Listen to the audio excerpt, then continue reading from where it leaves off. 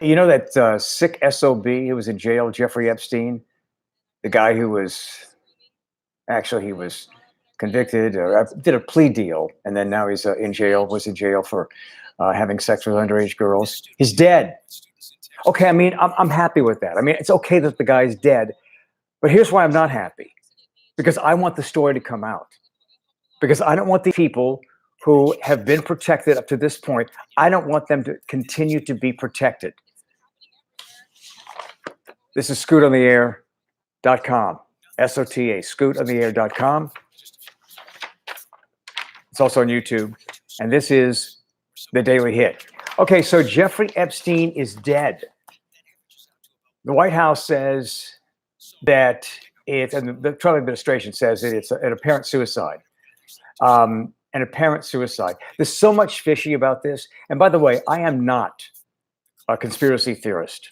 I mean, I don't buy into conspiracy theories, but there's a lot of BS going on with this particular case that really has to be discussed. So President Trump retweets a video from a conservative comedian, Terrance Williams. Yeah, Terrance Williams, conservative comedian. I guess he makes fun of Democrats. Kind of like Stephen Colbert makes fun of Trump. So this conservative comedian with no evidence sends out this tweet that Bill and Hillary Clinton were involved in the death of Jeffrey Epstein.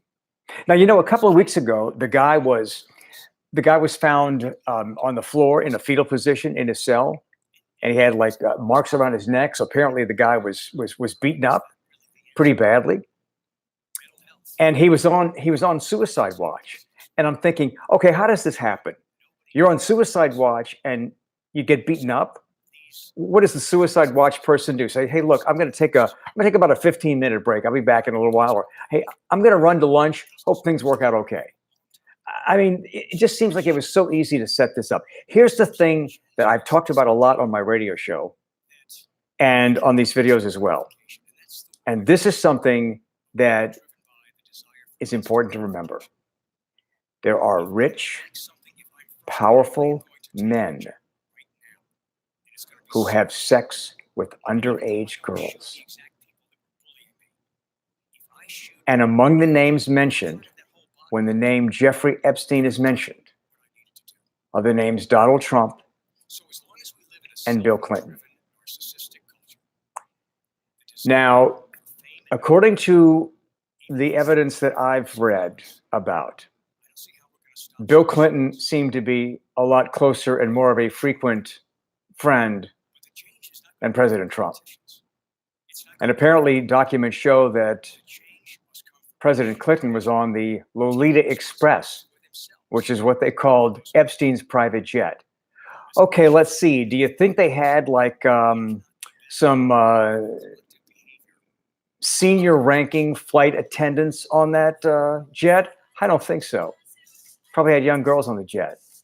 And where was the jet going? Probably to Epstein's private island, which was known in the Caribbean as Pedophile Island. That's what the locals called it, because they knew what went on there. Underage girls all over the place. And this was Epstein's thing. And apparently Epstein helped people get in the company of underage girls. So let's think about this for a minute. Epstein is in federal prison. Well, it's a New York City correctional facility, but it's under federal prison control. So this guy's in jail, and he knows a lot. He knows a lot of powerful people who apparently used him to get sex with underage girls. And on my radio show and on some of these videos, I talk a lot about how more needs to be done to crack down on these rich, powerful men that create a market for this. Not everybody who's into sex trafficking is rich, but a lot of them are. And that's why they bring the young girls and the sex traffickers come to the city where the Super Bowl is every year. When there are big events in town, when rich people are in town, The sex traffickers bring the young girls there. Why? Because there are rich, powerful men who create a market for this. Rich, powerful men are having sex with underage girls. Sure, bust the sex traffickers. But let's also spend a little more time focusing on the rich, powerful men. So a lot of people could have been damaged, and maybe a few really, really prominent political names could have been damaged if Jeffrey Epstein went to court. He made a plea deal before. What if he made a plea deal again to save his ass? He could be spilling names out there. So what do? Well, let's kill the guy. Let's figure out a way to kill him. Now, the Trump administration has some control over the federal government, the federal prison systems. I'm not saying that President Trump did this, but something could have been worked out. And by the way, Jeffrey Epstein recently was taken off of suicide watch. What happened? Did he suddenly seem like a really sane person? Did he suddenly seem like he was, oh, well, I'm okay with this. I'm in prison. I'm getting along fine here in prison, so I don't need to be in suicide watch anymore. I find it curious that they took him off suicide watch. And so think about this. He's taken off suicide watch.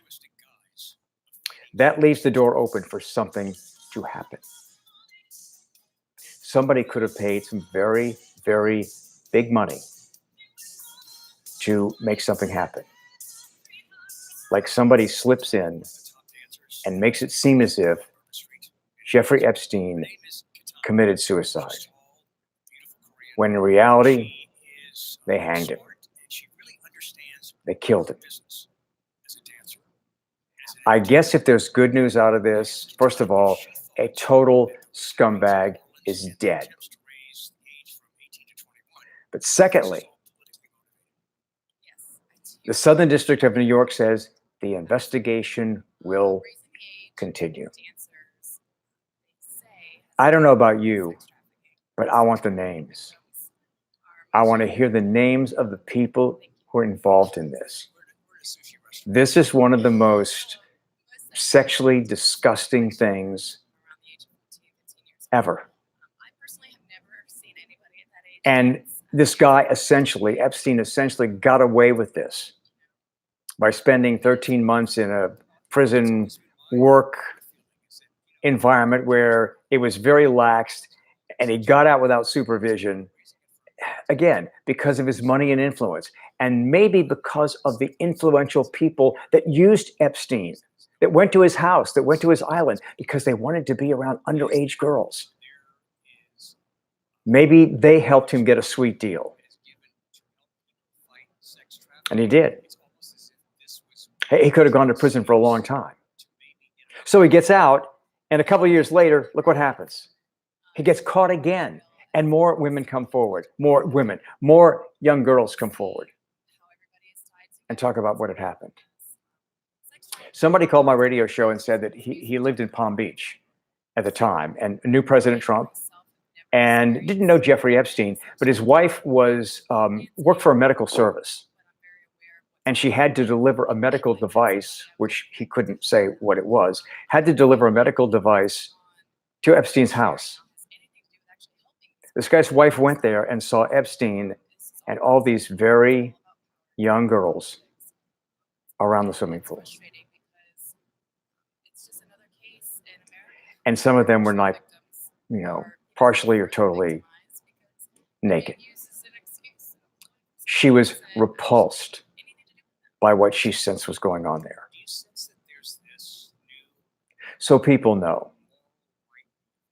But again, this was a multimillionaire, Epstein, and he was apparently protected by the rich, powerful people that he provided underage girls for.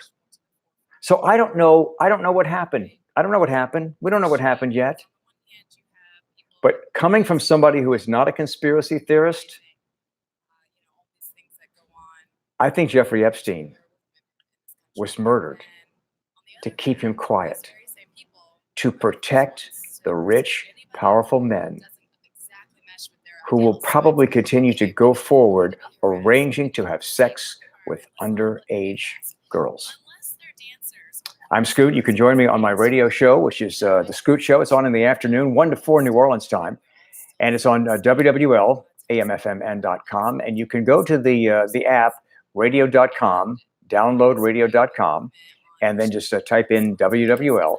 Or you can go to our website, WWL.com, and stream the show from there. And also, if you haven't subscribed yet, subscribe to my YouTube channel. It's free, and we'll give you an alert every time we do one of these things, which is going to be on a daily basis. And then we have some video shows planned for the future, which will be like a 30-40 minute full video show. So we're going to start doing those again very, very soon. So again, just become a subscriber, and then we can then we can do things like get like real signs made instead of these paper signs. So, but it doesn't cost anything. But we'd like you to have you as a subscriber. So just subscribe on my YouTube channel. Also, you can see all of this on the scootontheair.com website. So check it all out, and we'll be back tomorrow with another video. We'll be talking about something. And by the way, I'm this maverick moderate. I'm a registered independent, and I have no problem calling out both sides of the political aisle.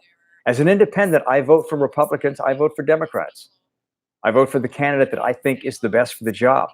But I'm a registered independent because I could not bring myself to align myself with either political party, because it has gotten to the point of being nothing more than political tribalism.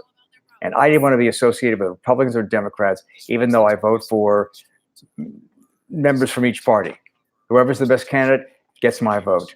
But I love the position of my radio show, which is politics and pop culture. I love the position of these videos, which is politics and pop culture, from the standpoint of a registered independent who is not afraid to go after either side. See you next time.